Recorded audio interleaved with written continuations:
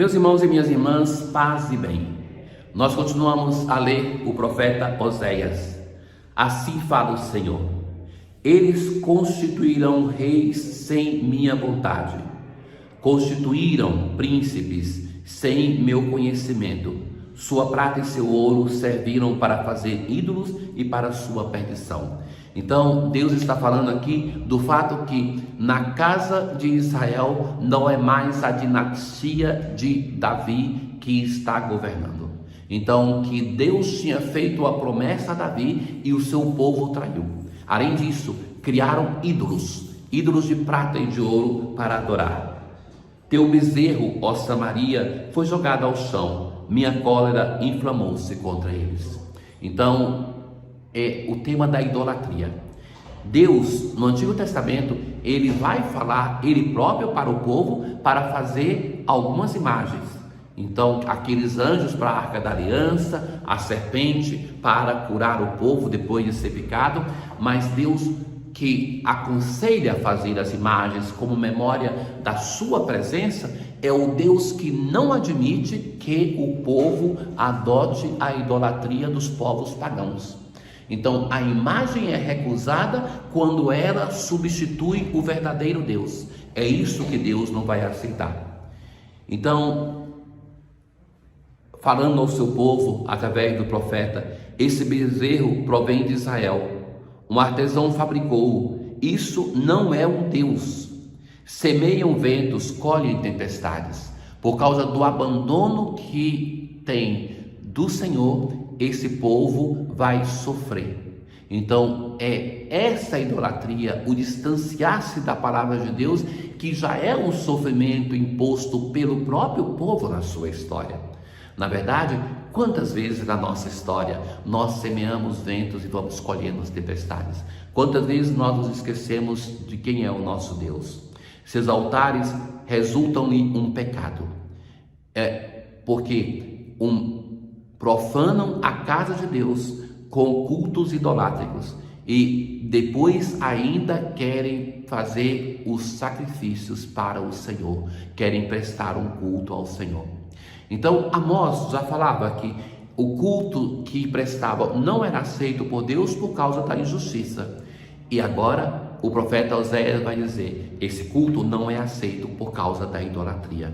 Então, na verdade, são duas dimensões que são evidenciadas, cada uma por um profeta. Se trai a Deus através do abandono que fazemos para com o nosso irmão, através da injustiça, se trai a Deus através da idolatria. Eu lhes deixei por escrito grande número de preceitos, mas esses foram considerados coisas que não lhes toca. Ignoram a palavra de Deus, não dão atenção, gostam de oferecer sacrifícios, imolam carnes e comem, mas o Senhor não os recebe. E de novo vai se dizer, não os recebe porque, além de que são idólatras, não seguem, não escutam a palavra de Deus. Então Deus que fez tudo para com a sua amada, para com Israel, é o Deus que se sente traído porque o povo abandona o verdadeiro Deus para seguirem os ídolos feitos pelas suas próprias mãos. Antes, o Senhor lembra seus pecados e castiga suas culpas. Eles deverão voltar para o Egito, voltar para o local da escravidão, voltar para o local de sofrimento. O Salmo 113, nós assim rezamos hoje: é nos céus que está o nosso Deus, Ele faz tudo aquilo que quer. São os deuses pagãos ouro e prata. Então faz um confronto entre o verdadeiro Deus, o nosso Deus, e os deuses que são dos povos pagãos, que são de ouro e de prata, feitos por obras humanas. Por isso, tem boca e não podem falar, tem olhos e não podem ver, tem nariz e não podem cheirar, tem ouvidos e não podem ouvir. São mortos, não tem nenhum sinal de vida. Enquanto o nosso Deus é um Deus que é atento, que estabelece relação com o seu povo amado. Tem mãos e não podem pegar, tem pés e não podem andar. Como eles serão seus autores que os fabricam e neles confiam?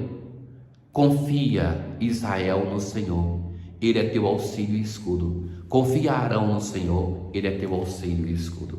Dizer que é auxílio é aquele que está conosco. Dizer que é escudo é aquele que nos protege.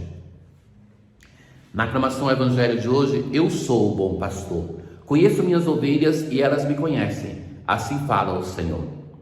Naquele tempo, apresentaram a Jesus um homem mudo. O ser mudo é um impedimento para anunciar o Evangelho. Sabem que até há não muito tempo atrás, quem era surdo e como consequência era mudo, não era destinatário da evangelização, porque se partia do pressuposto, a fé vem pela escuta, então se não pode escutar, não pode então ter fé. Então depois muitas congregações nasceram na igreja para se dedicar à evangelização dos surdos. Então quando o demônio foi expulso, o mudo começou a falar. A multidão ficou admirada e dizia: nunca se viu coisa igual em Israel. Então Jesus faz milagres que é uma novidade e que isso deixa todo mundo perplexo. Mas sabe que o ser mudo é também ser impedido de estabelecer relações, de manifestar opinião, de manifestar empatia, de criar comunidade, de ter uma vida comum dentro da sociedade.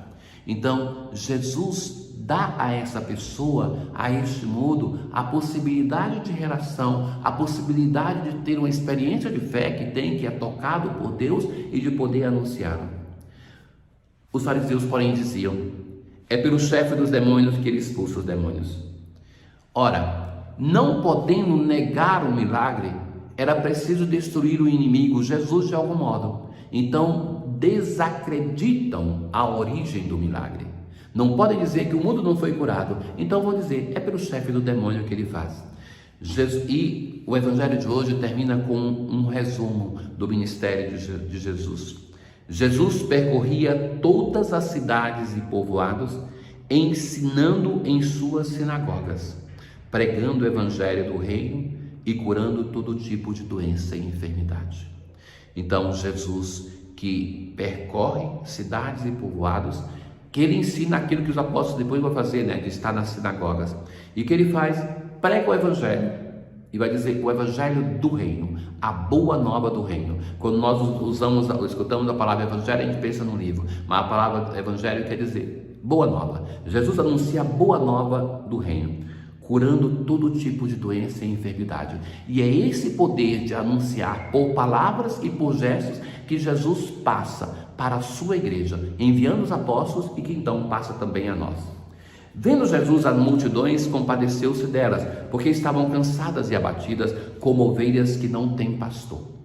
Então, esse gesto misericordioso de Jesus, que vai, assim como Deus no Antigo Testamento vai dizer: eu mesmo vou ser o pastor do meu povo, isso se realiza com a encarnação do Filho de Deus. É Deus mesmo que vem ser o nosso pastor, porque ele vê que estão como ovelhas sem pastor. Então disse a seus discípulos: a messe é grande, mas os trabalhadores são poucos. Pedi, pois, ao dono da messe que envie trabalhadores para a sua colheita. Essa é das poucas vezes que Jesus coloca uma intenção para a nossa oração. Então nós temos que rezar, irmãos e irmãs, nós temos que rezar pedindo ao Senhor operários para a messe, na consciência que quem trabalha para a messe deve saber que somos poucos, que devemos fazer aquilo que podemos fazer, que não é pedido de cada um de nós de salvar o mundo inteiro. O Salvador é um só. Então, que o Senhor é aquele que nos chama para o trabalho da sua messe, que nós devemos ser gratos por esse chamado, que não merecemos, mas é por amor que ele nos chama. Rezarmos por aqueles que são chamados para que sejamos fiéis, mas peçamos ao Senhor. E em muitas famílias de igreja, nós temos sempre o pedido para que Deus suscite da casa do vizinho uma vocação e que não toque nos filhos da própria casa. Esses filhos não são teus, esses filhos são do Senhor, e eles também podem ser chamados para uma vocação específica na igreja. Rezemos, supliquemos para que o Senhor suscite entre os nossos jovens vocações. na oração das ofertas de hoje, possamos, ó Deus, ser purificados pela oferenda que vos consagramos, que ela nos leve cada vez mais a viver a vida do vosso reino. Tenham todos um bom dia. O Senhor esteja convosco, Ele está no meio de nós. Abençoe-vos o Deus Todo-Poderoso, o Pai, o Filho e o Espírito Santo. Paz.